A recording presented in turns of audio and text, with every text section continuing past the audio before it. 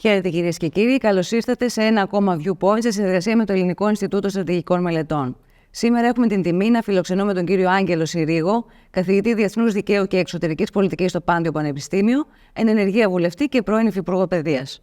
Καλώς ήρθατε, είναι τιμή μας. Καλώς σας βρήκα, ευχαριστώ πολύ για την πρόσκληση.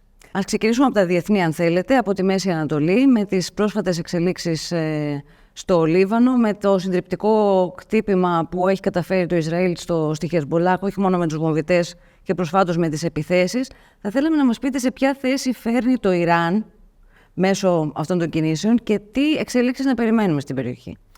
Το Ιράν εδώ και αρκετά χρόνια προσπαθεί να φτιάξει πυρηνικά όπλα.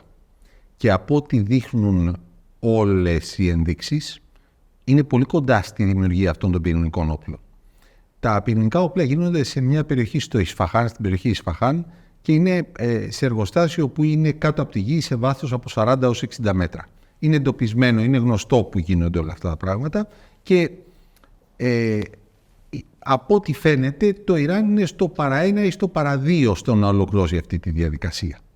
Φοβάται λοιπόν ότι αν εμπλακεί σε μια διαμάχη με το Ισραήλ θα δώσει την αφορμή στο Ισραήλ να επιτεθεί σε αυτές τις εγκαταστάσεις για να γυρίσει το πρόγραμμα προς τα πίσω.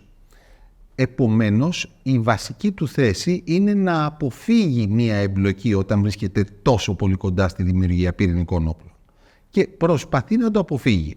Σε αυτό βοηθάνε και ξένες δυνάμεις, οι οποίες πηγαίνουν, μιλάνε στο Ιράν, γίνονται παρεμβάσεις να μην υπάρξουν απαντήσεις στο Ισραήλ. Είναι τα πράγματα επί ξηρού ακμής. Πάντως, είναι γεγονός ότι είναι μια δύσκολη κατάσταση. Δηλαδή, από τη μια μεριά θέλει να ολοκληρώσει το πυρηνικό του πρόγραμμα, από την άλλη μεριά δεν μπορεί να δείξει για λόγους αξιοπιστίας ότι δεν απαντάει σε αυτό που σημαίνει. Την Ελλάδα και την Κύπρο, όλα αυτά τα γεγονότα, οι εξελίξεις, σε ποια θέση τη φέρνουν, δεδομένου αφενός ότι διαθέτουμε υποδομές και στις δύο χώρες, στους συμμάχους μας που υποστηρίζουν το Ισραήλ, όπως και οι δύο χώρες. Από την άλλη, τι θα γίνει με τις μεταναστευτικές ροές από το Λίβανο, για παράδειγμα, που ενδεχομένως να δημιουργηθούν από τα γεγονότα. Καταρχήν, Ελλάδα και Κύπρος εδώ και αρκετό καιρό μετατρέπονται στα ακραία όρια της ζώνης της ειρήνης έναντι της ζώνης του πολέμου. Δηλαδή, ανατολικά ημών, Τουρκία, Λίβανο, Συρία, Ισραήλ, Παλαιστίνη, Λιβύη. Είναι αυτές οι χώρες οι οποίες βυθίζονται προς την άβυσσο του πολέμου σιγά-σιγά. Οι κοντινότερες περιοχές προς αυτές τις χώρες που είναι παράγοντες σταθερότητας και ειρήνης είναι η Κύπρος και η Ελλάδα. Και αυτό είναι κάτι που πρέπει να προβάλλουμε προς τα έξω, διότι τονίζει το σημαντικό ρόλο της θέσεώς μας ως των ακραίων σημείων αυτής της ζώνης της ειρήνης και της σταθερότητας. Από την άλλη μεριά, όχι μόνο τώρα, εδώ και πάρα πολλά χρόνια, όποτε υπάρχουν εξέλιξεις στη Μέση Ανατολή, δεχόμαστε και τις αντίστοιχες μεταναστευτικές ροές. Δηλαδή, όταν ξεκίνησε ο πόλεμος στη Συρία, δεχόμασταν από τη Συρία πρόσφυγες. Παλαιότερα, όταν είχε γίνει η εισβολή των Αμερικανών στο Ιράκ και στο Αφγανιστάν, δεχόμασταν εισβολή από το Ιράκ και το Αφγανιστάν. Είναι μια σταθερή κατάσταση αυτή που συμβαίνει. Προς το παρόν, από τον πόλεμο στη λωρίδα της Γάζας δεν είχαμε μεταναστευτικές ροές, διότι είναι μια περίκλειστη περιοχή από την οποία δεν μπαίνει κανένας, δεν βγαίνει κανένας, αλλά με το Λίβανο θα είναι διαφορετική η κατάσταση. Από εκεί πέρα επαφίεται σε εμάς η φύλαξη των συνόρων. Θεωρώ ότι από το Μάρτιο του 2020 που είχαμε την αποτυχημένη απόπειρα της Τουρκίας να διασπάσει τα σύνορά μας και να πλημμυρίσει τη Βόρεια Ελλάδα με πρόσφυγες και μετανάστες, υπάρχει μια πολύ αυστηρή φύλαξη των συνόρων, επιτρέπεται μόνο από τις νόμιμες οδούς, όπως ορίζει το διεθνές δίκαιο, και πιστεύω θα μπορέσουμε να ανταποκριθούμε σε αυτό το ρόλο. Έχουν υπάρξει και μέτρα, όπως έχει επεκταθεί ο φράχτης του Εύρου στα περισσότερα σχεδόν σημεία του ποταμού. Έχουμε πάρει χρήματα από την Ευρωπαϊκή Ένωση και έχουμε αυξήσει τον αριθμό των σκαφών του λιμενικού σώματος που κάνουν περιπολία στην ανοιχτή θάλασσα. Έχουν ληφθεί τα απαραίτητα μέτρα. Δεν είναι κάτι απλό, αλλά είναι κάτι αντιμετωπίσιμο υπό τις παρούσες συνθήκες. Μεταναστευτικού συνέχεια είναι το θέμα των ημερών στην Ευρώπη, ειδικά με την προσωρινή έξοδο της Γερμανίας από τη ζώνη Σέγγεν και το κλείσιμο των σύνορων της και την μη αποδοχή ετούντων ασύλου. Εμείς είμαστε μια χώρα πρώτης υποδοχής. Και διορθώστε με αν κάνω λάθος, προβλέπεται από τις συμφωνίες που έχουμε υπογράψει ότι οι άνθρωποι που δεν θα δεχτούν άσυλο στις χώρες της Κεντρικής Ευρώπης επιστρέφονται στις χώρες πρώτης υποδοχής.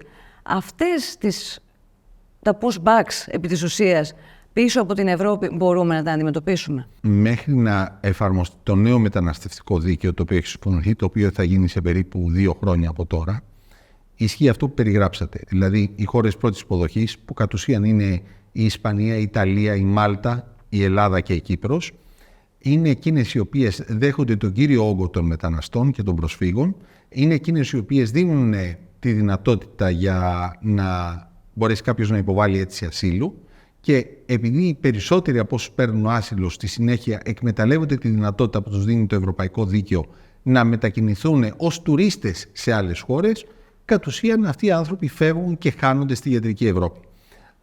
Εκείνο που φαίνεται ότι έχει γίνει τα τελευταία χρόνια στη Γερμανία, το οποίο ίσως ακούγεται περίεργο, αλλά έχει γίνει, είναι ότι η Γερμανία επέτρεψε σε αυτούς που είχαν πάρει ήδη άσυλο στην Ελλάδα να ξαναυποβάλουν άσυλο στη Γερμανία, ενώ είχαν ήδη πάρει άσυλο στην Ελλάδα. Και έχουμε ανθρώπους οι οποίοι έχουν διπλό άσυλο από Γερμανία και από Ελλάδα.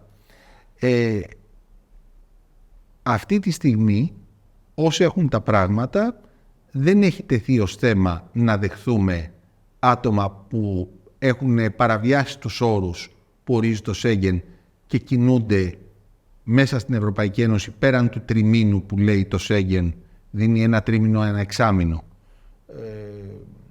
Δεν έχει υπάρξει τέτοια τάση ως τώρα.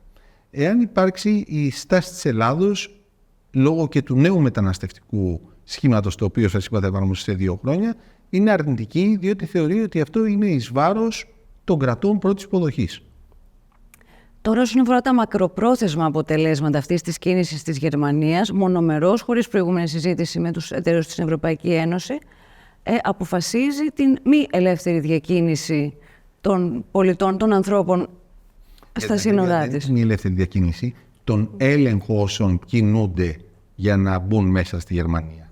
Σωστά, αλλά αυτό είναι μια στάση σε έναν από τους πυλώνες της Ευρωπαϊκής Ένωσης, του κεκτημένου, που ήταν η ελεύθερη διακίνηση ατόμων. Σωστά. Τι σημαίνει αυτό μακροπρόθεσμα για την Ευρώπη και τις σχέσεις των χωρών μεταξύ τους, αφενός, και αφετέρου, εάν μπορεί να εφαρμοστεί με αυτές τις συνθήκες πραγματικά μια ενιαία μεταναστευτική πολιτική στην Ευρώπη? Το ευρωπαϊκό δίκαιο δίνει τη δυνατότητα σε ένα κράτος μονομερός να κλείσει για εσωτερικούς λόγους τα σύνορά του. Όταν είχε γίνει, παραδείγματι, η επίθεση των Μπατακλάν στη Γαλλία, η Γαλλία και το Βέλγιο είχαν κλείσει τα σύνορά τους ακριβώς για να μπορούν να ελέγξουν τρομοκράτες που μπορούν να περάσουν.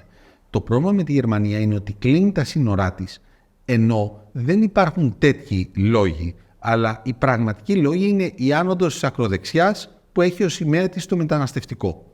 Άρα δεν σχετίζεται με μια πραγματική κατάσταση πιέσεως που υπάρχει με το μεταναστευτικό, σχετίζεται με πολιτικούς λόγους καθαρά. Από εκεί και πέρα, ενιαία ευρωπαϊκή πολιτική μεταναστευτική μέχρι πρότινος ήταν μόνο στους κανόνες υποδοχής. Δεν υπήρχε κάτι ενιαίο. Να σας δώσω ένα παράδειγμα. Το 16-17 είχε δοθεί η δυνατότητα η λεγόμενη της μετεγκαταστάσεως. Δηλαδή, κάποιοι οι οποίοι είχαν έρθει στην Ελλάδα μπορούσαν να μετεγκατασταθούν σε συγκεκριμένους αριθμούς σε Γαλλία ή σε Γερμανία. Στην πραγματικότητα γινόταν αυτό το οποίο αποκαλείται καλυστία. Δηλαδή, πήγαινε ο υποψήφιος προς μετεγκατάσταση και τον ρωτούσε ο αντίστοιχος εκπρόσωπος της χώρας στην οποία ήθελε να μεταναστεύσει: έχεις κάποιο πτυχίο? Άμα είχε πτυχίο πολιτικού μηχανικού, παραδείγματι, τον είχε πάρει σίγουρα. Άμα εμφανιζόταν κάποιος ο οποίος δεν είχε πτυχίο, ήταν απόφοιτος δημοτικού ή ήταν αγράμματος και είχε μία γυναίκα και 5 παιδιά, οι πιθανότητες να πάει ήταν μηδενικές. Ήταν ένα είδος επιλογής που γινόταν για τη μετεγκατάσταση. Με τους κανόνες που ψηφίστηκαν προσφάτως και θα εφαρμοστούν σε σχεδόν 2 χρόνια από τώρα, αυτό τελειώνει. Δηλαδή, μπαίνουν κάποιοι γενικοί κανόνες στους οποίους θα πρέπει να ακολουθούν τα κράτη-μέλη, θα πρέπει να μοιράζονται το βάρος στο μεταναστευτικό και σε περίπτωση που δεν το μοιράζονται θα πρέπει να πληρώνουν πολύ ακριβά για τη μη μεταβίβαση αυτού του βάρους. Αυτό θα είναι βέβαια όμως σε 2 χρόνια. Αρκεί όμως το οικονομικό για να υπερκεράσει τις συνέπειες του μεταναστευτικού που έχουν χώρες όπως η Ελλάδα, για παράδειγμα? Γιατί από ό,τι ξέρουμε από τα στοιχεία του Υπουργείου έχουν διπλασιαστεί, και εσείς θα μας πείτε αν είναι ορθώς το καταλαβαίνουμε, έχουν διπλασιαστεί οι ροές προς την Ελλάδα από πέρυσι. Εάν οι άνθρωποι αυτοί εγκλωβίζονται τρόπον στην Ελλάδα, που δεν θέλουν να μείνουν, θέλουν να προωθηθούν στην Ευρώπη. Αλλά στην Ευρώπη βρίσκουν κλειστά σύνορα από χώρες όπως η Γερμανία και ενδεχομένως και άλλες χώρες να ακολουθήσουν την ίδια πολιτική. Τότε τι κάνουμε? Διευθυνίζω ότι αρκετές χώρες αυτή τη στιγμή έχουν κλειστά τα σύνορά τους. Εκείνο το οποίο συμβαίνει είναι ότι, μιλάω στην πράξη, η Ευρωπαϊκή Ένωση δίνει δυνατότητα σε κάποιον που έχει πάρει άσυλο να κινηθεί ελεύθερα μέσα στις χώρες Σέγγεν για 3 μήνες ανά εξάμηνο ως τουρίστας. Βεβαίως, οι άνθρωποι αυτοί δεν θέλουν να πάνε ως τουρίστες στις άλλες χώρες, αλλά εκμεταλλεύονται αυτό το παραθυράκι. Είναι δύσκολο να καταργηθεί αυτό το παραθυράκι, διότι είναι βασική παραδοχή του συστήματος Σέγγεν. Εκεί που θα υπάρχει πρόβλημα για αυτόν που θα το χρησιμοποιήσει είναι όχι όταν πάει να μεταβεί στην άλλη χώρα, αλλά όταν συλληφθεί στην άλλη χώρα να εργάζεται. Δηλαδή να έχει πάψει να είναι τουρίστας εντός εισαγωγικών και να αρχίσει να εργάζεται. Εκεί αρχίζουν τα προβλήματα.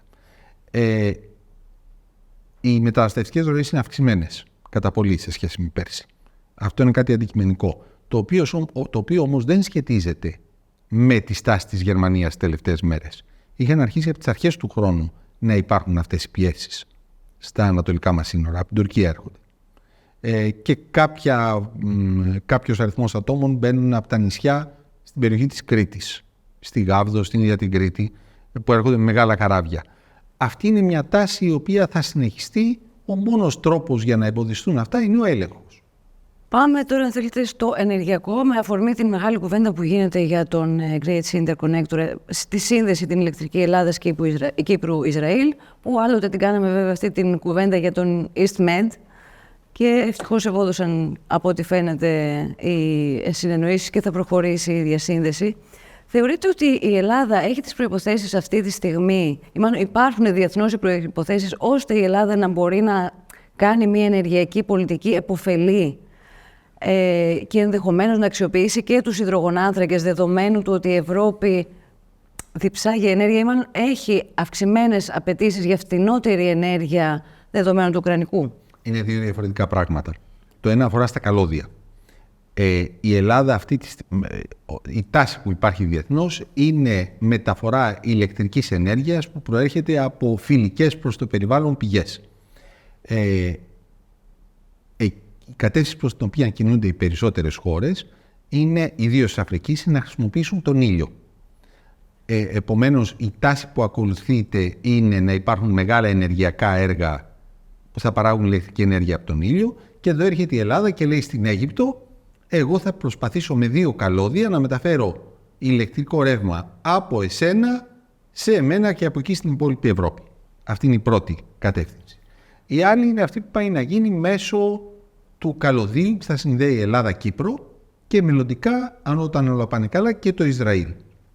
Με αυτόν τον τρόπο στοχεύουμε να καταστούμε η οδός η οποία θα διασυνδέει ενεργειακά την Ευρώπη με το χώρο της Μέσης Ανατολής και της Αφρικής. Δεν είμαστε βέβαια μόνοι μας. Αντίστοιχες κινήσεις κάνει και η Ισπανία με το Μαρόκο, κάνει και η Ιταλία με την Αλγερία κυρίως. Άρα αυτό είναι το μέλλον. Επιπλέον, οι νέες τεχνολογίες έχουν επιτρέψει τα καλώδια να μπορούν να μεταφέρουν ρεύμα σε μεγάλες αποστάσεις με ελάχιστες απώλειες. Αυτό είναι πολύ σημαντικό, διότι μπορείς να βάλεις ένα καλώδιο 400-500 χιλιόμετρων, που παλιότερα θα ήταν αδιανόητο ότι θα μπορούσε να μεταφέρει ηλεκτρική ενέργεια.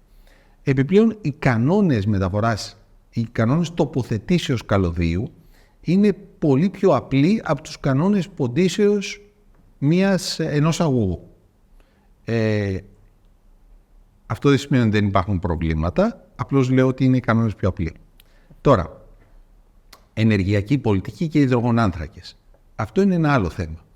Μέχρι το 2050 η Ελλάδα είναι υποχρεωμένη, όχι η Ελλάδα μόνο, όλη η Ευρώπη, αν μπορεί να σβήσει το αποτύπωμά της σε υδρογονάνθρακες, σε οτιδήποτε προέρχεται από άνθρακα και έχει περιβαλλοντικές επιπτώσεις η καύση του. Το μεταβατικό καύσιμο είναι το φυσικό αέριο. Αυτή λοιπόν την περίοδο που θα χρησιμοποιήσουμε ως μεταβατικό καύσιμο το φυσικό αέριο τίθεται ως ερώτημα εάν υπάρχουν κοιτάσματα υδρογονανθράκων και δι φυσικού αερίου στις θάλασσες που περιβάλλουν την Ελλάδα και ιδίως στην περιοχή νοτιοδυτικά της Κρήτης. Υπάρχουν ισχυρές ενδείξεις. Υπάρχει και μια μελέτη από το 2011 της Αμερικανικής Γεωλογικής Εταιρείας, η οποία διατείνεται ότι στην περιοχή υπάρχουν 3 εκατομμύρια κυβικά μέτρα φυσικού αερίου, άρα κινούμαστε προς αυτή τη λογική πάντοτε ως μεταβατικό καύσιμο. Ωστόσο, το περιθώριο αξιοποίησης είναι αυτές οι δεκαετίες που διανύουμε και που έρχονται. Είναι 26 χρόνια από τώρα. Θεωρείτε ότι ρεαλιστικά μπορεί να αξιοποιηθεί αυτό το απόθεμα που φαίνεται να υπάρχει εκεί, για το οποίο και ο αείμνηστος κύριος Φόσκολος είχε δώσει μεγάλο αγώνα? Είναι κάτι που τελικά δεν θα αξιοποιηθεί? Είναι πολιτική απόφαση. Να δώσω ένα παράδειγμα. Στην Ανατολική Μεσόγειο έχουν βρεθεί 2 γιγαντιαία κοιτάσματα. Το κοίτασμα Ζόρ, που βρίσκεται στην Αιγυπτιακή ΑΟΣ και είναι το μεγαλύτερο που υπάρχει αυτή τη στιγμή σε όλη την Ανατολική Μεσόγειο, και το κοίτασμα Λεβιάθαν, που βρίσκεται στην Ισραηλινή ΑΟΣ. Το κοίτασμα Ζόρ άρχισε η εκμετάλλευσή του περίπου 1,5 χρόνο μετά την ανακάλυψή του. Το κοίτασμα Λεβιάθαν, παρότι έχει ανακαλυφθεί από το 2012, μέχρι στιγμής δεν έχει μπει στην παραγωγή, γιατί υπάρχουν διαφωνίες στο εσωτερικό του Ισραήλ για τον τρόπο με τον οποίο πρέπει καλύτερα να αξιοποιηθεί το συγκεκριμένο κοίτασμα. Επομένως, η απάντηση είναι, από την ώρα που θα ανακαλυφθεί, η απάντηση είναι καθαρά πολιτική. Τι θα κάνεις? Σαφές. Ελληνοτουρκικά. Βλέπουμε η Τουρκία να κινείται στη θάλασσα δυναμικά σε 2 κυρίως κατευθύνσεις. Από τη μία, να θέλει να αναπτύξει ένα πολεμικό ναυτικό όσο γίνεται πιο ισχυρό, και από την άλλη να αποκτήσει ενεργειακές πηγές, είτε με κινήσεις που κάνει στο τουρκολιβικό μέτωπο, είτε στη Σομαλία κτλ. Αυτές τις κινήσεις εμείς πώς θα πρέπει να τις αντιληφθούμε, πώς θα πρέπει να τις αντιμετωπίσουμε, τι θα πρέπει να κάνουμε για να μην χάσουμε αυτά που προβλέπει για εμάς το διεθνές δίκαιο που έχουμε διασφαλίσει με την Ελληνοαιγυπτιακή Συμφωνία? Δηλαδή πώς θα είμαστε ένα βήμα μπροστά? Την προηγούμενη δεκαετία, για αντικειμενικούς λόγους, το τονίζω, δεν κατηγορώ κανέναν γι' αυτό, το θέματα της άμυνας έμειναν πάρα πολύ πίσω. Από το 2019 και μετά γίνει μια μεγάλη προσπάθεια να καλυφθεί αυτό το έδαφος. Θεωρώ ότι έχει καλυφθεί σε γενικές γραμμές στις αεροπορικές μας δυνάμεις. Στο ναυτικό ακόμη αυτή τη στιγμή είμαστε πίσω. Πιστεύω ότι όταν παραλάβουμε τις πρώτες μπελαρά θα εξισορροπηθεί το σύστημα. Στο στρατό ξηράς, το γεγονός ότι έχουμε ένα συγκεκριμένο μέτωπο στην περιοχή του Εύρου και στα νησιά και υπάρχουν οχυρώσεις, υπάρχουν τα μέτρα που έχουν ληφθεί, διασφαλίζει ότι εκεί υπάρχει ισορροπία. Επομένως, το νούμερο 1 για να αποφύγουμε προβλήματα είναι η ισορροπία στρατιωτικών δυνάμεων. Να έχει ο άλλος την αίσθηση, όχι ότι δεν θα κάνει στρατιωτικό περίπατο, αλλά ότι θα το πληρώσει ακριβά οποιαδήποτε σκέψη μπορεί να κάνει να εισβάλλει στη χώρα μας. Το δεύτερο βήμα είναι διπλωματικές κινήσεις. Σας το είπα και προηγουμένως. Το να μπορούμε να προβληθούμε ως τα ακραία όρια της ζώνης της ειρήνης είναι τις ζώνες του πολέμου. Εδώ θα μου επιτρέψετε να γυρίσω κάπου 100 χρόνια πιο πριν, όταν πήγαινε ο Βενιζέλος και διαπραγματευόταν 114 χρόνια πριν, όταν ο Βενιζέλος διαπραγματευόταν με τις μεγάλες δυνάμεις για το τι θα γίνει στην περιοχή της Εγγύης Ανατολής μετά την ήττα της Τουρκίας στον Πρώτο Παγκόσμιο Πόλεμο. Εκείνο που προσπαθούσε κάθε φορά να διασφαλίσει ήταν να δείξει στις μεγάλες δυνάμεις ότι τα συμφέροντά τους ταυτίζονται με τα συμφέροντα της Ελλάδος. Και αυτό πιστεύω είναι ένας στόχος τον οποίο κυνηγάμε. Τώρα έρχομαι σε ένα τρίτο σημείο που είναι πολύ πιο δύσκολο. Όλα αυτά τα χρόνια έχει ακολουθηθεί αυτή η πολιτική της ισορροπίας στρατιωτικών δυνάμεων και έχουν χρησιμοποιηθεί και όλα τα διπλωματικά μέσα. Αυτό όμως έχει απλώς επιδεινώσει την κατάσταση στο μέτωπο των ελληνοτουρκικών σχέσεων. Δεν συγκράτησε την Τουρκία. Παλιότερα πιστεύαμε ότι αυτός ο στρατιωτικός ανταγωνισμός θα γονάτιζε την Τουρκία και θα υποχρεωνόταν να μπει σε μια λογική, ρε παιδί μου, δεν μπορούμε να τρέχουμε διαρκώς ποιος θα έχει περισσότερες φρεγάτες και περισσότερα αεροπλάνα, να κάτσουμε να τα βρούμε, να σταματήσουμε αυτή τη διαμάχη. Αυτή η αντίληψη απεδείχθη λανθασμένη. όπως επίσης απεδείχθη λανθασμένη και η αντίληψη που έλεγε ότι θα βάλουμε την Τουρκία στην Ευρωπαϊκή Ένωση και όλες αυτές οι ακραίες αντιλήψεις της εκ των πραγμάτων θα εξομαλυνθούν μέσα στην Ευρωπαϊκή Ένωση. Για να μπει κάποιος στην Ευρωπαϊκή Ένωση χρειάζονται δύο. Η Ευρωπαϊκή Ένωση και εκείνος που θέλει να μπει, αν θέλει να μπει με τους όρους της Ευρωπαϊκής Ένωσης. Είναι σαφές ότι η Τουρκία ποτέ δεν μπήκε σε αυτή τη λογική. Τώρα λοιπόν στη φάση που είμαστε θεωρώ ότι είναι ευκαιρία να επανεξετάσουμε τη στρατηγική μας έναντι της Τουρκίας και να δούμε πώς μπορούμε να εφαρμόσουμε διατάξεις του διεθνούς δικαίου οι οποίες μέχρι στιγμής είναι περίπου ανενεργές, δηλαδή να σας δώσω το παράδειγμα των χωρικών υδάτων. Μέχρι το 2020 δεν είχαμε επεκτείνει σε καμία θάλασσά μας τα χωρικά ύδατα, πέραν των 6 μιλίων. Για την ακρίβεια, από τα 148 κράτη του κόσμου που είχαν δυνατότητα να επεκτείνουν τα χωρικά τους ύδατα στα πέραν των 6 μιλίων, ήμασταν το μοναδικό κράτος που δεν το είχε κάνει. Και εμείς ήμασταν εκείνοι που ταυτοχρόνως επικαλούμασταν διαρκώς από το πρωί ως το βράδυ, ομνίαμε και ομνίουμε στο διεθνές δίκαιο. Άρα χρειάζεται με πολύ προσεκτικά βήματα να κινηθούμε στη λογική της εφαρμογής αυτών των κανόνων του διεθνούς δικαίου. Και όταν λέω προσεκτικά βήματα, εννοώ πάντοτε συνδυασμός ισχυρών δυνάμεων και ισχυρές διπλωματικές διασυνδέσεις, οι οποίες θα μας βοηθήσουν σε αυτή την κατάσταση. Μπορείτε να αναπτύξετε λίγο περισσότερο αυτό το σκεπτικό. Δηλαδή, από τη μία επικρατεί άποψη 12 ναυτικά μίλια αύριο. Από την άλλη επικρατεί άποψη καλά είμαστε εδώ που είμαστε, τι να βλέπουμε τώρα να έχουμε πόλεμο.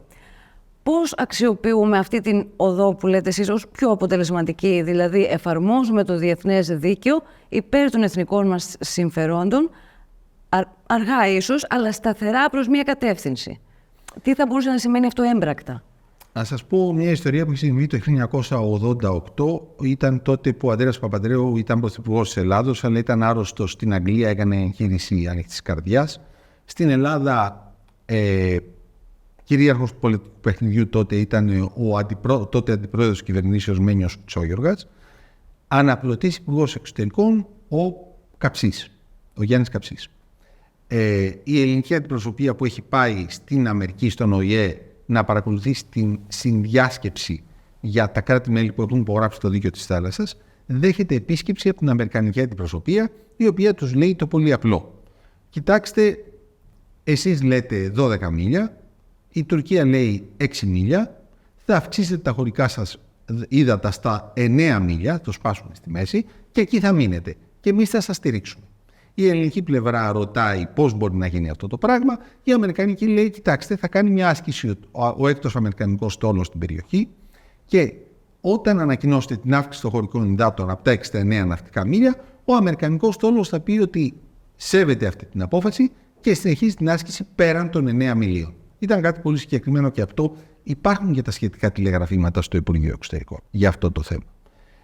Λόγω της πολιτικής καταστάσεως δεν ήταν ο Παπανδρέου ικανός να πάρει αποφάσεις. Οι άνθρωποι στην Ελλάδα φοβόντουσαν για μια τέτοια κίνηση. Το θέμα χάθηκε. Το λέω ως ένα παράδειγμα του τι μπορείς να κάνεις σε συνεργασία με τις μεγάλες δυνάμεις. Και επίσης να έχουμε κατά νου ότι υπάρχουν πολλοί τρόποι να αυξήσουμε τις περιοχές θαλάσσιας δικαιοδοσίας μας στο Αιγαίο ή στην Ανατολική Μεσόγειο. Σας λέω πρόχειρα 2. Το κλείσιμο των κόλπων και την τοποθέτηση ευθειών γραμμών βάσεως γύρω από συμπλέγματα νησιών, όπως παραδείγματα τις Κυκλάδες, που είναι πάρα πολύ κοντά και ουσιαστικά τα ύδατα μεταξύ τους είναι χωρικά ύδατα. Υπάρχει αυτή η δυνατότητα βάσει του διεθνούς δικαίου και είναι κάτι που μπορούμε να ψάξουμε, πιστεύω. Απλώς πρέπει να μπούμε στη λογική να δούμε αυτή η στρατηγική που ακολουθούμε σε γενικές γραμμές 50 χρόνια. Σε τι μας έχει ωφελήσει, σπέβδω να το πω, δεν έχουμε καχάσει τίποτα όλα αυτά τα 50 χρόνια. Σε τι έχει λειτουργήσει αρνητικά. Στο ότι τα τελευταία 50 χρόνια, ενώ ξεκινήσαμε από το που είναι τα όρια των χωραφιών μας, έχουμε φτάσει στο σημείο να μας αμφισβητούν το περιεχόμενο του σπιτιού μας. Είναι δική μου τηλεόραση που βλέπεις, ο καναπές που κάθεσαι και το ψυγείο που έχει τα πράγματα σου μέσα. Άρα, εμείς πώς πρέπει να προσαρμόσουμε τη στρατηγική μας μετά από αυτά τα 50 χρόνια και την εμπειρία που έχουμε συγκεντρώσει? Η δική μου άποψη είναι ότι αφού εντοπίσουμε αυτά τα λάθη, πρέπει να κινηθούμε στη λογική την προσεκτική εφαρμογή του διεθνούς δικαίου. Σε αυτό που θέσατε προηγουμένως για τα χωρικά ύδατα, είμαι υπέρμαχος της αυξήσεως των χωρικών υδάτων σε μια περίοδο στην οποία ίσως στην Ελλάδα ήμασταν 2 ή 3 που το συζητούσαμε. Το λέω αυτό διότι κατά καιρούς βλέπω διάφορους όψιμους, αναφύονται διάφοροι όψιμοι υπερασπιστές της αυξήσεως των χωρικών υδάτων, οι οποίοι ήταν εξαφανισμένοι όλα αυτά τα χρόνια. Είναι μια κίνηση που πρέπει να δούμε με πολύ προσοχή, διότι μπορεί να οδηγήσει σε σύγκρουση με την Τουρκία, αλλά δεν είναι κάτι που πρέπει να είναι εκτός τραπεζιού, διότι είναι βασικό όπλο έναντι της Τουρκίας για την επόμενη μέρα. Η γαλάζια πατρίδα είναι τέκνο 2 γεννητόρων, είπατε πρόσφατα, του κεμαλικού εθνικισμού και του ευρασιανισμού. Μπορείτε να μας το αναπτύξετε αυτό λίγο περισσότερο για να καταλάβουμε τη βάση της σκέψης των γειτόνων μας? Ωραία. Κεμαλικός εθνικισμός είναι κάτι το οποίο υπάρχει από τη δεκαετία του 30. Είναι η λογική ότι η Τουρκία έρχεται από την Ανατολή, πηγαίνει προς τη Δύση, βασίζεται σε έναν πολύ ισχυρό στρατό, βλέπει με καχυποψία τη Δύση σε πάρα πολλά πράγματα, συμμετέχει όμως στους δυτικούς θεσμούς, διότι θεωρεί ότι αυτό είναι προς το συμφέρον της χώρας. Σας είπα, ερχόμαστε από την Ανατολή, πηγαίνουμε προς τη Δύση. Ο κεμαλικός εθνικισμός είναι αυτός ο οποίος οδήγησε στην εισβολή στην Κύπρο, και είναι αυτός ο οποίος έχει δημιουργήσει τα προβλήματα στο Αιγαίο, και είναι αυτός ο οποίος έχει οδηγήσει στη σύγκρουση, στην οξύτατη σύγκρουση με τους Κούρδους στο εσωτερικό της χώρας τους.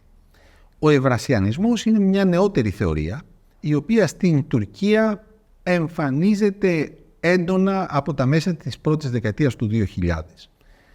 Ο ευρασιανισμός διαφέρει από τον κεμαλικό εθνικισμό στο εξής. Θεωρεί ότι η Δύση είναι παρικμασμένη. Εδώ ανοίγω μια παρένθεση. Ο ευρασιανισμός ταυτίζεται σε αυτό το σημείο, γιατί έχουμε 3 ιδεολογίες. Τον κεμαλικό εθνικισμό, τον ευρασιανισμό και τον νεοοθωμανισμό. Ο νεοοθωμανισμός του Ερντογάν. Οι νεοοθωμανοί και οι ευρασιανιστές έχουν τα εξής κοινά σημεία. Θεωρούν ότι η Δύση βρίσκεται σε παρακμή και μια νέα δύναμη θα αναδειχθεί. Μισούν και οι δύο τη Δύση, διότι θεωρούν ότι είναι πηγή κακών για τη χώρα τους, και θεωρούν επίσης και οι δύο ότι πρέπει να ανοιχθεί η Τουρκία προς την Ασία, προς τη Ρωσία και προς την Κίνα. Η διαφορά τους είναι ότι ενώ ο νεοοθωμανισμός θεωρεί ότι η Τουρκία πρέπει να ανοιχθεί προς την Κίνα και τη Ρωσία ως ένα είδος αντίβαρου προς τη συμμετοχή της στις νατοικές δομές, την αίτησή της να μπει στην Ευρωπαϊκή Ένωση, ο ευρασιανισμός σου λέει αυτούς να τους εγκαταλείψουμε. Ο νεοοθωμανισμός, από την άλλη μεριά, θεωρεί, και πιστεύω ορθώς, ότι η δύναμη της Τουρκίας είναι ακριβώς η συμμετοχή της στους δυτικούς μηχανισμούς ασφαλείας. Εάν φύγει από τους δυτικούς μηχανισμούς ασφαλείας, αναζητώντας άλλα λιμάνια, πάβει να έχει αυτή την αξία που έχει σήμερα για τη Δύση. Η γαλάζια πατρίδα, λοιπόν, δημιουργήθηκε από αξιωματικούς του πολεμικού ναυτικού της Τουρκίας που ήταν κεμαλικοί. Κάποιοι από αυτούς ήταν ευρασιανιστές και αυτούς τους αγκάλιασε μετά το 2016 ο νεοοθωμανισμός του Ερντογάν, διότι είχε γίνει τότε το αποτυχημένο πραξικόπημα στην Τουρκία και ο Ερντογάν αναζητούσε συμμάχους μέσα στο στράτευμα. Έλεγε ο Νεοκλής Αρής ένα... Ωραία, δεν τα είπα. Ωραία τα είπατε, αλλά εγώ έχω και άλλες ερωτήσεις. Δεν ξέρω αν έχω μπερδέψει κάτι σε κάποιον, γιατί είναι λίγο μπερδεμένα μερικές φορές. Ευχαρίστως να τα διευκρινίσω. Να μας διευκρινίσετε αυτό αρχικά και ίσως αυτό σταματήσει να κάνει την κατάσταση περίπλοκη. Έλεγε ο Νεοκλής Αρής και έχει πρόσφατα ξανακυκλοφορήσει μέσω των μέσων κοινωνικής δικτύωσης ένα απόσπασμα μιας συνέντευξής του που έλεγε ότι ο Κεμάλ έλεγε στον Παπάγο ότι η Ελλάδα και η Τουρκία είναι ένα παντρεμένο ζευγάρι και έτσι τις αντιλαμβάνεται ο κόσμος λόγω του Αιγαίου και των στενών, στο οποίο κατά τον Κεμάλ η Τουρκία είναι ο άντρας και η Ελλάδα είναι η γυναίκα. Και για τον Κεμάλ πιθανότατα δεν ισχύει και η ισότητα των δύο φύλων. Σε αυτό το πλαίσιο και μαζί με τη γαλάζια πατρίδα, το νεοοθωμανικό όνειρο και τον αιώνα της Τουρκίας που θέλει να φτιάξει ο Ερντογάν, το σύμφωνο φιλίας των Αθηνών, τι σημαίνει και για πόσο θα ισχύει? Να σχολιάσω πρώτα τη ρίση του φίλου μου Νεοκλής Αρή, τον οποίο τον έχουμε χάσει εδώ και αρκετά χρόνια. Αυτά που έλεγε ίσχυαν την περίοδο του κεμαλισμού. Επί Ερντογάν, ιδίως τα τελευταία 15 χρόνια, η κατάσταση είναι εντελώς διαφορετική. ο Ερντογάν αναζητά να ανασυστήσει ένα είδος Οθωμανικής αυτοκρατορίας με τα σημερινά δεδομένα. Σας δώσω ένα παράδειγμα. Όταν γίνονται οι Αραβικές Ανοίξεις στις αρχές της δεκαετίας του 2010, πίσω από τις Αραβικές Ανοίξεις βρίσκονται λεφτά από το Κατάρ και οι τουρκικές μυστικές υπηρεσίες. Στόχος του Ερντογάν είναι να τοποθετήσει μουσουλμανικές αδελφότητες σε μία σειρά από μουσουλμανικές χώρες οι οποίες ήταν πρώην εδάφη της Οθωμανικής Αυτοκρατορίας και να δημιουργήσει ένα είδος πρώην Οθωμανικής κοινοπολιτείας με τα κράτη εκείνα τα οποία έχουν φτιαχτεί πάνω σε πρώην Οθωμανικά εδάφη και είναι μουσουλμανικά κράτη. Αυτό δεν υπήρχε ως αντίληψη επί Κεμάλ. Επομένως, έχουμε ξεπεράσει τη λογική του ζευγαριού και δέχουμε την επαναφορά της ιδέας της αυτοκρατορίας. Η ιδέα της αυτοκρατορίας έχει ένα δομικό πρόβλημα που σχετίζεται με εμάς. Λέει η βασική αντίληψη του νεοοθωμανισμού. Η Οθωμανική Αυτοκρατορία ήταν ό,τι καλύτερο γνώρισε ο κόσμος σε αυτή την περιοχή της Ανατολικής Μεσογείου. Και όχι μόνο ήταν ό,τι καλύτερο, αλλά ήταν και μία περίοδος ακμής. Και εδώ σκοντάφτει πάνω μας. Διότι για εμάς η Οθωμανική περίοδος, άμα δείτε την υπερτρισχιλιετή ιστορία του έθνους μας, θα δούμε ότι η μαύρη περίοδος μας, εκείνη στην οποία δεν θέλουμε να αναφερόμαστε, είναι η Οθωμανική περίοδος ακριβώς. Και δεν ήταν ακριβώς περίοδος ευημερίας. Ήταν περίοδος τυραννίας και ήταν περίοδος σκλαβιάς για τους χριστιανικούς λαούς, με τον κατεξοχήν χριστιανικό λαό της περιοχής, τους Έλληνες, οι οποίοι ζούσαν υπό Οθωμανική κυριαρχία. Και έχει και ένα άλλο πρόβλημα σε σχέση με εμάς. Οι Τούρκοι αναφέρονται στα τελευταία 500 χρόνια.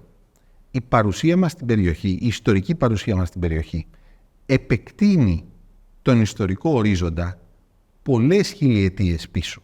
Οπότε αυτή η αντίληψη ότι είναι ό,τι καλύτερο έχει ζήσει η περιοχή τα τελευταία 500 χρόνια, δεν είναι ό,τι καλύτερο έχει ζήσει αυτή η περιοχή τα τελευταία 2.500 χρόνια. Και περισσότερο ενδεχομένως. Και περισσότερο. Ναι, άμα σκεφτείτε ότι οι πρώτες πινακίδες γραμμικής γραφής Β, που είναι ελληνική γραφή, ανάγονται στο 1300 π.Χ., άρα το 1300 π.Χ. γράφανε ελληνικά στην περιοχή και το ξέρουμε με τα βεβαιότητος, η ιστορία μας ανατρέχει τουλάχιστον στο 1300 π.Χ. Είναι απαραίτητο εμείς να αναπτύξουμε ένα αφήγημα, θα το πω έτσι, ή ένα νέο εθνικό πρόταγμα ή μια νέα αυτοσυνείδηση, η οποία να εμπεριέχει τον ιστορικό ρόλο της Ελλάδας και να αποτελεί και ανάχωμα σε αυτή την μόνιμη αναθεωρητική τάση και τη μόνιμη πολιτισμική πίεση από την Τουρκία. Πριν μερικές ημέρες επισκέφθηκα το Εθνικό Αρχαιολογικό Μουσείο με τα τέκνα μου.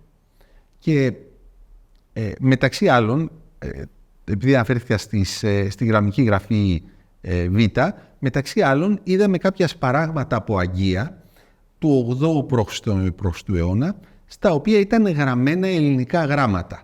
Και προσπαθούσαμε τα παιδιά να τα συλλαβήσουμε, μας βοηθούσαν και οι πινακίδες από κάτω για να τα συλλαβήσουμε. Παραδίπλα ήταν ένα άγαλμα από ταφικό μνημείο ενός νέου που έγραφε με μεγάλα καθαρά γράμματα πάνω του 4ου αιώνα π.Χ. «Αναξαγόρα χαίρε».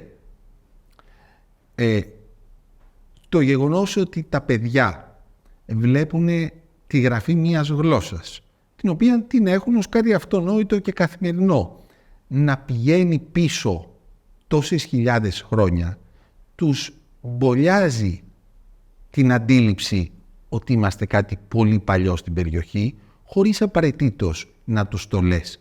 Το αντιλαμβάνονται. Και επίσης είναι άλλη η αντίληψη του ιστορικού βάθους που έχουμε εμείς, οι Κινέζοι, σε σχέση με τους άλλους κατοίκους της περιοχής.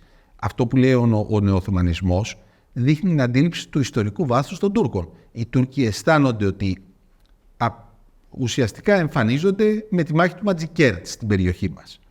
Και ο ιστορικός ορίζοντας ανατρέχει στα τελευταία 1000 χρόνια. Περίπου, ούτε 1000 χρόνια ακόμη. Αντιθέτως, εμείς έχουμε έναν άλλο ιστορικό ορίζοντα. Αυτό είναι κάτι αντιληπτό και από την κοινωνία και από την νεολαία. Το ζήτημα για μένα κάθε φορά είναι να καταλάβουμε ότι ζούμε ακριβώς ανάμεσα σε δύο κόσμους. Ζούμε σε έναν κόσμο στο οποίο όταν μιλάμε για κατασκοπία εμείς, σκεφτόμαστε ταινίες του James Bond. Όταν μιλάνε για κατασκοπία οι γείτονές μας, και όχι μόνο η Τουρκία, αλλά και οι Ρώσοι, παραδείγματι, σκέφτονται κανονική κατασκοπία. Όταν μιλάμε εμείς για πόλεμο, μπορεί να εννοούμε τον εμπορικό πόλεμο Αμερικής-Κίνας. Όταν μιλάνε τα γειτονικά μας κράτη για πόλεμο, εννοούν πόλεμο με την κλασική έννοια του πολέμου, εισβολές, στρατού, θανάτους, όλα αυτά τα πράγματα. Πρέπει λοιπόν να καταλάβουμε την περιοχή στην οποία βρισκόμαστε και να αντιληφθούμε τους κινδύνους που δημιουργεί η παρουσία μας σε αυτή την περιοχή. Θεωρώ ότι σε περιόδους κρίσιμες αντιλαμβανόμαστε τι γίνεται. Μιας και ανοίξετε το θέμα της παιδείας και με το υπόβαθρό σας και στο Υπουργείο Παιδείας, αλλά και το ακαδημαϊκό υπόβαθρο. Θα θέλαμε να μας πείτε το εξής. Το σύστημα εκπαίδευσης της χώρας επιδρά στην ισχύ αυτής της χώρας. Και το λέω και με αφορμή την διδασκαλία της γαλάζιας πατρίδας πλέον στα τουρκικά σχολεία και αντίστοιχα τον τρόπο που διδασκόμαστε εμείς την ιστορία. Και την αντίληψη που επικρατεί σε μεγάλο μέρος του ακαδημαϊκού κόσμου, όπως μας περιγράφουν και οι πολύ καλεσμένοι μας, το οποίο έχει μια πιο εξοραϊσμένη και ομαλή περιγραφή των ιστορικών γεγονότων του παρόντος, του παρελθόντος, ειδικά στα ελληνοτουρκικά. Τι πολίτες θα βγάλει το εκπαιδευτικό σύστημα της Τουρκίας σε 15-20 χρόνια, τι πολίτες θα βγάλει το δικό μας και πώς θα επηρεάσει αυτό την ισορροπία των δύο χώρων. Αυτό που γίνεται με την εισαγωγή του μαθήματος γαλάζιας πατρίδας δηλητηριάζει τα παιδιά για τα επόμενα πολλά χρόνια. Δηλαδή τα παιδιά θα μαθαίνουν κάτι το οποίο δεν έχει καμία σχέση με την πραγματικότητα. Αυτό είναι αντικειμενικά ένα πρόβλημα. Το έχω αντιμετωπίσει πολλές φορές με την Αλβανία αυτό το πρόβλημα. Διότι έχουν πολλές φορές την αντίληψη ότι η Αλβανία φτάνει στην Τελοακαρνανία, παραδείγματι. Ή ότι οι Αρβανίτες που ζουν στην Ελλάδα είναι καταπιεσμένοι Αλβανοί, οι οποίοι αναζητούν την απελευθέρωσή τους. Κάτι τέτοιες απίθανες ιστορίες. Δεν αντιλαμβάνονται δηλαδή ότι οι Αρβανίτες είναι οργανικό στοιχείο του ελληνισμού, το οποίο έχει παλέψει μαζί με τους άλλους Έλληνες για την απελευθέρωση αυτού του τόπου από τους κατά καιρούς δυνάστες. Αυτό είναι ένα πρόβλημα. Τώρα, η εκπαίδευσή μας είναι αυτό που λέω ότι βρισκόμαστε ανάμεσα σε δύο κόσμους. Από τη μια μεριά πρέπει να έχουμε μία εκπαίδευση η οποία να ανταποκρίνεται στα δεδομένα της Δύσεως. Να είναι σύγχρονη, να μαθαίνει τα παιδιά να σκέφτονται και να φεύγει από το σύστημα της παπαγαλίας. Δεν το έχουμε πετύχει ακόμη αυτό το πράγμα. Που να τα βάζει στη λογική της τεχνολογίας, να τα βάζει στη λογική του ότι έχουμε έναν κόσμο που εξελίσσεται με απίστευτη ταχύτητα. Όλα αυτά υπάρχουν πάνω στο τραπέζι. Από την άλλη μεριά πρέπει να περνάμε και αυτό το ιστορικό βάθος στα παιδιά. Εδώ διαφωνώ με μια ισοπεδωτική αντίληψη που λέει τα βιβλία μας είναι λανθασμένα. Το λέω διότι έχω διαβάσει τα βιβλία των παιδιών μου. Δόξα τω Θεώ, έχουν περάσει από όλες τις τάξεις και ξέρω τι γίνεται. Και έχω δει πράγματα που με ενοχλούν. Θα ήθελα, παραδείγματι, σε κάποια σημεία στις θρησκευτικές εορτές να υπάρχει μεγαλύτερη έμφαση στα βιβλία ή σε κάποια άλλα γεγονότα. Αλλά δεν θεωρώ ότι η εκπαίδευσή μας σε βασικές γραμμές είναι αφελινισμένη. Χρειάζεται όμως προσοχή στις δόσεις κάθε φορά. Μην ξεχνάμε άλλωστε αυτό που λένε για το φάρμακο και το φαρμάκι. Σε μικρή δόση είναι φάρμακο, σε μεγάλη δόση μπορεί να είναι φαρμάκι. Στα ζητήματα ήπιας ισχύως τώρα, στα οποία, όπως είπαμε, και είναι σαφές, έχουμε το υπόβαθρο. Θεωρείτε ότι έχουμε το στόχο και τους τρόπους να τα αξιοποιήσουμε? Να πάρουμε μερικά παραδείγματα ήπιας ισχύως. Είμαστε ένα από τα παλαιότερα κοινοβουλευτικά πολιτεύματα στον κόσμο. Δεν το αντιλαμβανόμαστε. Είμαστε μία χώρα η οποία, ξέρετε, αναφερόμαστε συνήθως στην δικτατορία, στην Χούντα του 67-74, στην δικτατορία Μεταξά. Ο κανόνας όμως της χώρας μας δεν είναι η δικτατορία, είναι η δημοκρατία. Και αυτό δεν το αντιλαμβανόμαστε. Δεν αντιλαμβανόμαστε επίσης τις βελτιώσεις που υπάρχουν. Και θα χρησιμοποιήσω μια φράση που είπε ο Σαββόπουλος προσφάτως όταν έκανε μια εκδήλωση στο Ηρώδειο και μίλησε για τα 50 χρόνια μεταπολίτευση. Που αναφέρθηκε, είπε επί λέξη ότι χαίρομαι που έχω ζήσει στο πιο φωτεινό ξέφωτο του ελληνισμού τους τελευταίους αιώνες. Άμα το δείτε, τα τελευταία σχεδόν 1000 χρόνια ζούμε στο πιο φωτεινό ξέφωτο του ελληνισμού τα τελευταία 50 χρόνια. Αυτά είναι πράγματα που δεν αντιλαμβανόμαστε. Και καλό είναι να τα αντιληφθούμε, διότι αυτά είναι η ισχύς μας. Από εκεί και πέρα, δεν έχουμε κάνει τα βήματα που θα έπρεπε να έχουμε κάνει σε σύγκριση με άλλες χώρες, οι οποίες βρίσκονταν πιο πίσω από εμάς όταν μπήκαμε μέσα στην Ευρωπαϊκή Ένωση. Και να αναφέρομαι συγκεκριμένα στην Ισπανία και στην Πορτογαλία, οι οποίες μας έχουν περάσει κατά πολύ. Αντιμετωπίζουμε βέβαια, να πω ένα άλλο παράδειγμα ήπιας ισχύως που δεν αντιλαμβανόμαστε. Αυτό που έγινε πριν από 50 χρόνια, το 1974, δεν ήταν διόλου αυτονόητο. Δηλαδή, έχουμε 3 μεταπολιτεύσεις εκείνη την περίοδο, σε Ελλάδα, σε Ισπανία και σε Πορτογαλία. Η μόνη μεταπολίτευση που γίνεται με παράλληλες συνθήκες εθνικής καταστροφής είναι η δικιά μας. Σήμερα θεωρούμε αυτονόητο αυτό που έγινε το 1974, το οποίο και χαιρόμαστε ή και βρίζουμε ή και ελεηνολογούμε κατά καιρούς. Το 1974 δεν ήταν τίποτα αυτονόητο. Αυτό είναι ένα θαύμα το οποίο πρέπει να τονώνει την αυτοσυνειδησία μας.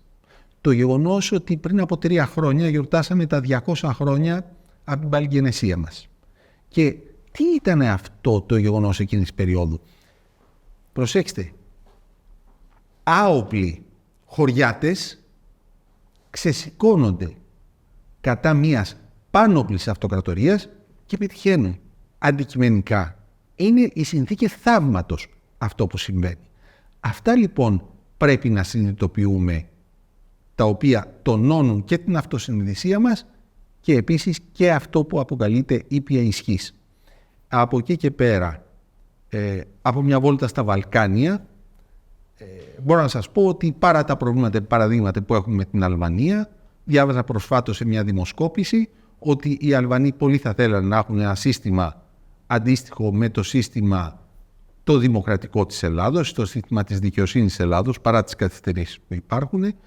Οι κάτοικοι των Σκοπίων θέλουν πάρα πολύ να έρθουν διακοπές στην Ελλάδα, ή το όνειρο κάθε νεαρού Σκοπιανού είναι να πάρει την κοπέλα του και να τη φέρει ένα τριήμερο στη Θεσσαλονίκη, κάθε οικογενειάρχη να πάρει την οικογένειά του τον Αύγουστο και να τη φέρει στη Χαλκιδική, το ιδανικό, ή σε άλλες περιοχές της Ελλάδος, παραθαλάσσιες.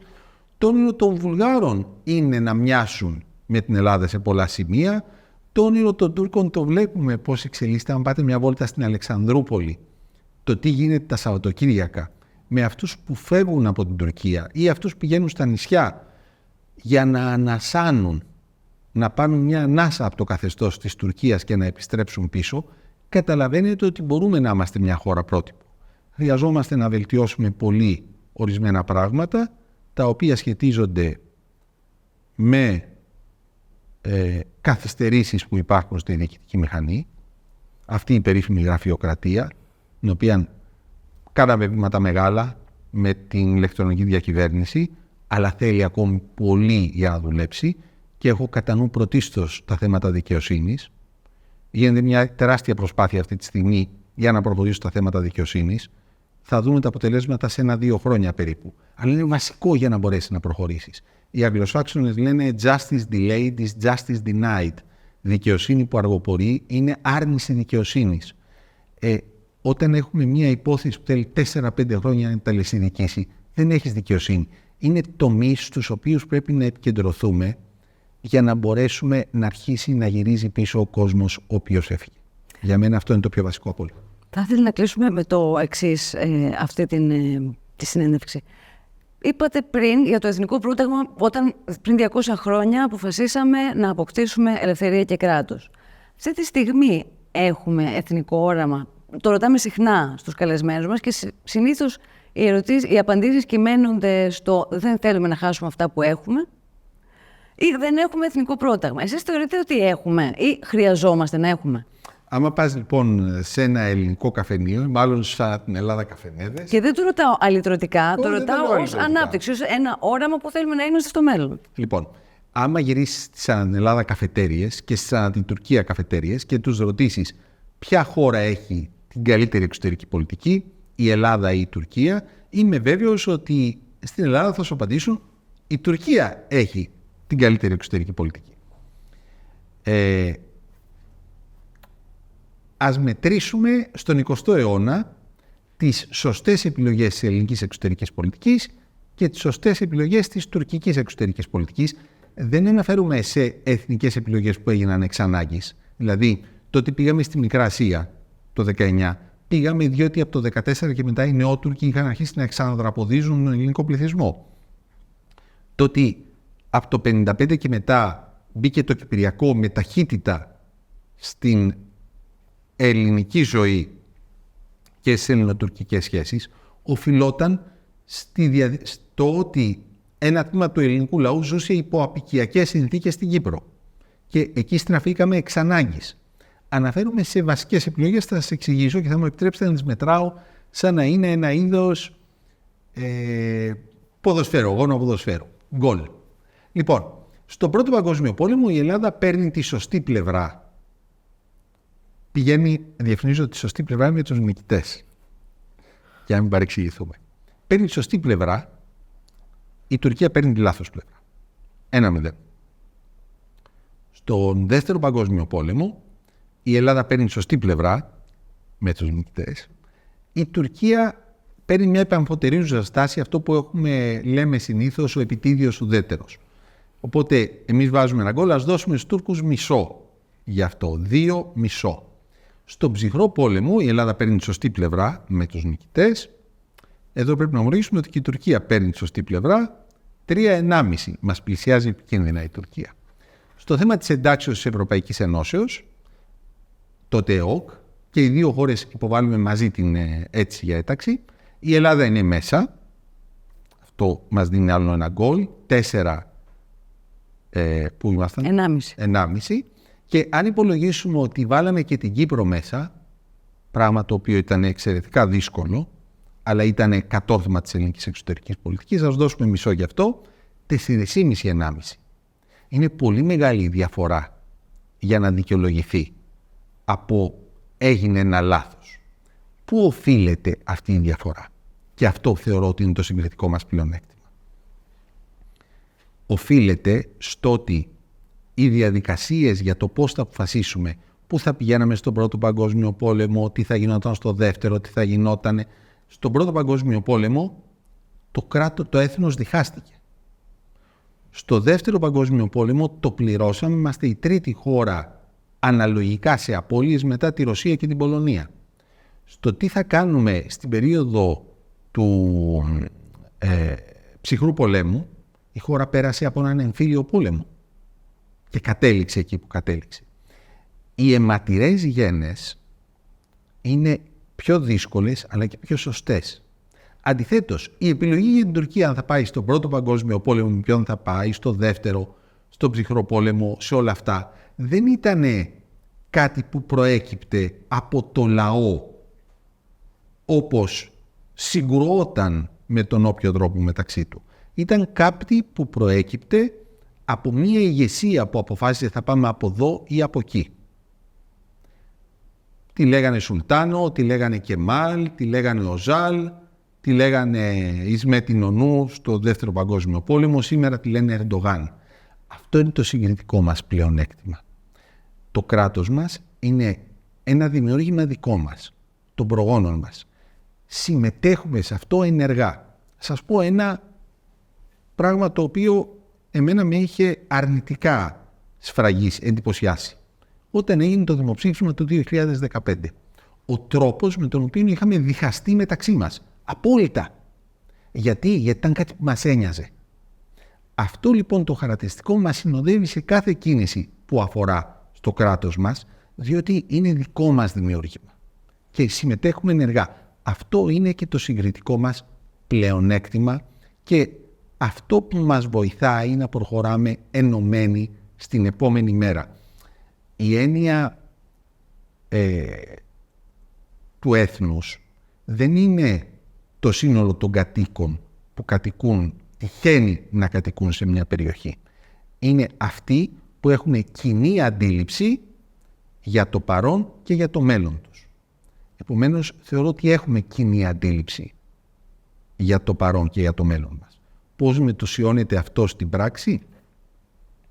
Εάν έχουμε δηλαδή μια μεγάλη ιδέα όπως είχαμε τον 19ο αιώνα, δεν έχουμε αυτή την ιδέα. Έχουμε την ιδέα της ευημερίας της χώρας μας. Την ιδέα της δημοκρατίας της χώρας μας. Δηλαδή ελευθερία, δημοκρατία, δικαιοσύνη, κοινωνική δικαιοσύνη. Αυτά είναι τα βασικά στοιχεία τα οποία θεωρώ ότι έχουμε ως πρόταγμα. Ασχέτως αν το αντιλαμβανόμαστε ή δεν το αντιλαμβανόμαστε πάντοτε ότι σημαίνει 100%. Ευχαριστούμε πάρα πολύ για την παρουσία σας εδώ σήμερα. Εγώ. Κυρίες και κύριοι, ευχαριστούμε πολύ για τον χρόνο και την προσοχή σας. Εάν θέλετε να στηρίξετε το ΕΛΙΣΜΕ, μπορείτε να το κάνετε συμμετέχοντας και με τη συνδρομή σας. Εάν θέλετε να στηρίξετε το κανάλι μας, μοιραστείτε το περιεχόμενό μας, αφήστε το σχόλιο σας και κάντε εγγραφή. Μέχρι την επόμενη φορά, να είστε καλά.